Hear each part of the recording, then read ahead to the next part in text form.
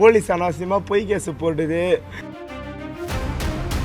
இந்த கையில் ரத்தம் இன்னமும் 3:30 மணிக்கு ஆச்சாங்க சார். என்ன இன்னமும் இந்த கையில் ரத்தம் நிற்காம இந்த சுண்டு விரல நகமே பேத்துக்கின்னு என்னுடைய எக்ஸ்ரே பாருங்கள், என்னை அடித்து அந்த அளவுக்கு ஆக்கிறாங்கன்னு 10,000 ரூபாய் காசு வாங்கினே என்னை அனுப்பிச்சி விட்டாங்க சார். எந்த ஒரு தவறுமே பண்ணாமல் விசாரணைன்ற பேரில் இன்னைக்கு இட்டுன்னு போய் என் காலையே வச்சிட்டீங்க. என்ன நடக்க விடாமல் ஆகிட்டாங்களே சார். இதுக்கு நான் என்ன பாவம் பண்ணேன் சார். சார் என் பேர் விக்னேஷ். நான் ஈசிஆரில் பாலவாக்கத்தில் வீடு இருக்கிறேன். ஒரு 2018க்கு முன்னாடி வரைக்கும் ஓஎம்ஆரில் இருக்கிற கண்ணகி நகரில் வீடு இருந்தேன். அங்கே சில பல பிரச்சனைகள்லாம் வர்றதுனால போலீஸ் அனாவசியமாக பொய் கேஸு போட்டுது. அடிக்கடிக்கு வீட்டிலேருந்து இட்டுன்னு போய் எங்களை அதை அடிக்கிறாங்க. அடித்து இந்த ஏதோ 110ன்றாங்க, 109ன்றாங்க, ஏதோ சொல்கிறாங்க. அதை போட்டு விடிய உட்கார வச்சு அனுப்பிச்சிடுறாங்க சார். அதனால் நாங்கள் வீடியோ காலி பண்ணி போய்ட்டோம். இப்போ என்னுடைய இது நான் வேளாங்கண்ணிக்கு பாத யாத்திரையாக போனோம். வேளாங்கண்ணிக்கு தேர் இழுத்துன்னு பாத யாத்திரையாக போனோம். அன்னதானம் ஒரு 200 பேருக்கு அன்னதானம் போட்டு போனோம் அப்படின்றதுக்கோசரம் ஒரு ஏமில் நாளைக்கு கடை இருக்காது, சண்டே. ஸோ சாட்டர்டே இன்றைக்கே கட்டை வாங்கி வச்சுட்டா நம்ம அன்னதானத்துக்கு திங்கக்கிழமை ரெடி ஆகும் அப்படின்ற காரணத்துக்கோசரம் நான் கண்ணகி நகருக்கு போனேன் சார். போன இடத்துல 2 போலீஸ் வந்தாங்க. 2 போலீஸ் உன் பேர் என்னடான்னு கேட்டாங்க. என் பேர் விக்னேஷ் சார் அப்படின்னா. அப்பா பேர் என்னடா? ராஜா சார் அப்படின்னா. சரி வாடா ஸ்டேஷனுக்கு வாடான்னு என் பல்சர் பைக்லேயே என்னை அப்படியே இட்டுன்னு போயிட்டாங்க சார். நான் வச்சு இந்த பைக்லேயே என்னை அப்படியே இட்டுன்னு போனாங்க. இட்டுன்னு போயிட்டு நீ கெஞ்சா விற்கிறியாம, அதை எங்கே வச்சுக்கிற? நீ கண்ணஞ்சாவடியில் வீடு இருக்கிற, அந்த கண்ணஞ்சாவடி வீடு எனக்கு காட்டு அப்படின்னா. ஐயா நான் சத்தியமாக கண்ணஞ்சாவடியில் வீடு இல்லை, நான் பாலவாக்கத்தில் தான் வீடு இருக்கிறேன். உங்களை நான் இப்போ கூட நான் என் வீட்டுக்கு நான் இட்டுன்னு போகிறேன். என் வீடை நீங்கள் சர்ச் பண்ணுங்கள். சட்டத்துக்கு விரோதமான பொருள் ஏதாவது ஒன்று இருந்தால் கூட சட்டப்படி நீங்கள் என் மேலே நடவடிக்கை ஆக்ஷன் எடுங்க. என்னுடைய மொபைல் கூட நான் உங்ககிட்ட கொடுத்துட்றேன். நீங்கள் நான் எங்கே இருக்கேன் ட்ராக் பண்ணுங்கள், நான் யாருக்கிட்ட பேசுகிறேன் ட்ராக் பண்ணுங்கள் அப்படி எல்லாமே சொன்னேன் சார். ஆனால் அவர் இல்லை, எனக்கு சொன்னாங்க நீ கண்ணஞ்சாவடியில் தான் இருக்கிறேன்னு, கண்ணஞ்சாவடி வீட்டை காட்டுன்னு சொல்லி. நான் ஆனால் கண்ணஞ்சாவடியில் வீடே இல்லை சார். என்ன லாக்அப் உள்ளே போட்டாங்க சார். அதாவது லாக்அப் உள்ளே போனால் அந்த கம்பி பார்த்தீங்கன்னா இவ்வளோ கேப் வரும். அந்த 2 கேப் உள்ள இப்படி காலை விட்டு வெளியில் ஹேண்ட் கேப்பை போட்டாங்க சார். இந்த இடத்துல அதுலேருந்து வெளியே வராத அளவுக்கு உள்ளே இந்த இடத்துல துண்டை போட்டு கட்டிட்டு 2 பேர் மேலே ஏறி நின்று 2 பேர் இவ்வளோ கன பைப்பு சார், இவ்வளோ கன பிளாஸ்டிக் பைப்பு சார் போட்டு செம்ம அடியாச்சாங்க சார்.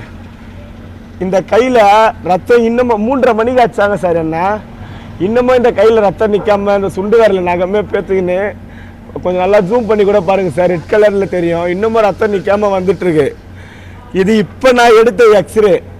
என்னை அடித்து என்னுடைய எக்ஸ்ரே பாருங்கள், என்னை அடித்து அந்த அளவுக்கு ஆக்கிறாங்கன்னு. சட்டத்துக்கு விரோதமாக நான் எந்த ஒரு தவறுமே செய்யலை சார்.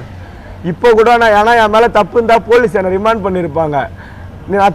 சட்ட விரோதமான தப்பு பண்ண என்னை ரிமாண்ட் பண்ணால் பரவாயில்ல சார். நான் சட்ட விரோதமாக எந்த தப்பும் பண்ணல. சந்தேகத்தின்ற பேரில் இட்டுன்னு போயிட்டு 4 பேர் சேர்ந்து அடித்தாங்க. அதுக்கப்புறமேட்டு பின்னாடி இப்படி கையை இப்படி கட்ட சொல்லிவிட்டு என் சட்டையை அவுத்து என் கையவே கட்டி இந்த கிணறுகள்லாம் ரவுண்டாக ஒன்று போடுவாங்கள்ல சார், அதில் ஒரு கயிறை மேலே போட்டு அதில் ஒரு கயிறை போட்டு ஒரு சைடு என் கையை கட்டி ஒரு சைடு இப்படி என் பின்னாடியே தூக்குறாங்க சார். சார் நான் வேளாங்கண்ணிக்கு நந்து போனோம். என்னுடைய 10 வருஷ கனவு சார், லட்சியம் அப்படின்னு சொல்லி கெஞ்சி கேட்குறேன். 10,000 ரூபாய் காசு வாங்கினே என்னை அனுப்பிச்சி விட்டாங்க சார். எந்த தவறு பண்ணால் சட்டப்படி நீ என்கிட்டேருந்து எதனா தவறு சட்டத்துக்கு விரோதமான பொருள் ஏதாவது நான் எடுத்திருந்தாலோ, என்கிட்டேருந்து நீங்கள் எடுத்திருந்தாலோ, இல்லை சட்டத்துக்கு விரோதமாக நான் எதனா செயல்பட்டிருந்தாலோ நீங்கள் என் மேலே எஃப்ஐஆர் போட்டு கோர்ட்டில் ப்ரொடியூஸ் பண்ணியிருந்தீங்கன்னா அது ஒரு நேர்மையான போலீஸுக்கு அழகு சார். எந்த ஒரு தவறுமே பண்ணாமல் விசாரணைன்ற பேரில் இன்னைக்கு இட்டுன்னு போய் என் காலையே வச்சிட்டீங்க. நான் காலில் கெஞ்சி இது பண்ணியும் அந்த போலீஸ் நம்பாமல் ஒரே ஒரு கடுப்பாக்குறாரு சார். அந்த போலீஸ் பேர் கார்னஸ்ன்ற ஒரு பொழுது சார், அப்படிதான் சார் சொல்லுவாங்களே. ஆனால் அவர் ஃபுல் நேம் தெரில, அவர் பேஜ் நம்பர்லாம் தெரில சார். மப்டியில் இருந்தார் சார். என்னை செம்ம அடியாச்சு. அதனால இன்னைக்கு நடக்க முடியாமல் ஆகிட்டாங்க. ரத்தம் இன்னமும் வருது. எனக்கு இன்னமும் எனக்கு காலு போனால் கூட போதும் சார். அந்த அம்மாவுக்கு நான் 10 வருஷம் கனவு சார். என்னை நடக்க விடாமல் ஆகிட்டாங்களே சார். இது நான் என்ன பாவம் பண்ணேன் சார்.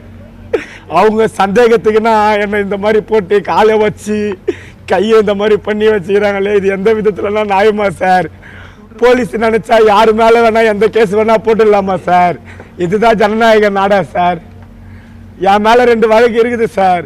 ஆனா எல்லாமே போய் நீதிமன்றத்துல இருக்கு அந்த வழக்குங்க.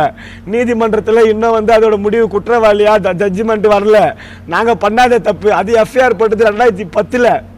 நல்லா கேட்டுக்கோங்க எல்லாருமே, பப்ளிக் எல்லாருமே நல்லா கேட்டுக்கோங்க. அந்த எஃப்ஐஆர் போட்டது 2010.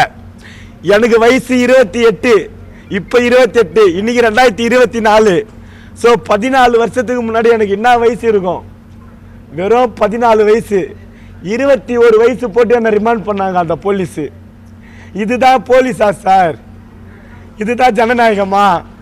இதுக்கு தான் வெள்ளைக்காரங்கிட்ட இருந்து நம்ம நாட்டுக்கு சுதந்திரம் வாங்கி கொடுத்தாங்களா சார்? போலீஸ்ன்றது தப்பு பண்ணுறவங்களுக்கு இன்வெஸ்டிகேஷன் பண்ணி எஃப்ஐஆர் போட்டு நீதிமன்றத்தில் ப்ரொடியூஸ் பண்ணி குற்றவாளி நீதிமன்றத்தில் நிரூபிக்கிறது தான் காவல்துறையோட வேலை.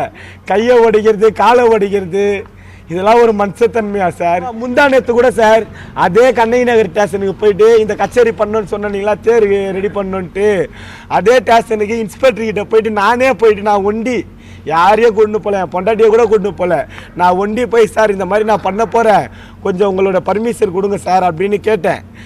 சரி வாங்கிக்கப்பான்னு சொன்னார். வாங்கி எது பண்ண போகிறேன்? தப்பு பண்ணுறவனா தான் நான் எதுக்கு சார் நான் ஒண்டி ஸ்டேஷனுக்கு போக போகிறேன்? அதுவும் டைரெக்டாக போய் இன்ஸ்பெக்டர் கிட்ட பேச போகிறேன். செய்திகளை உடனுக்குடன் தெரிந்து கொள்ள உடனே சப்ஸ்கிரைப் பண்ணுங்க.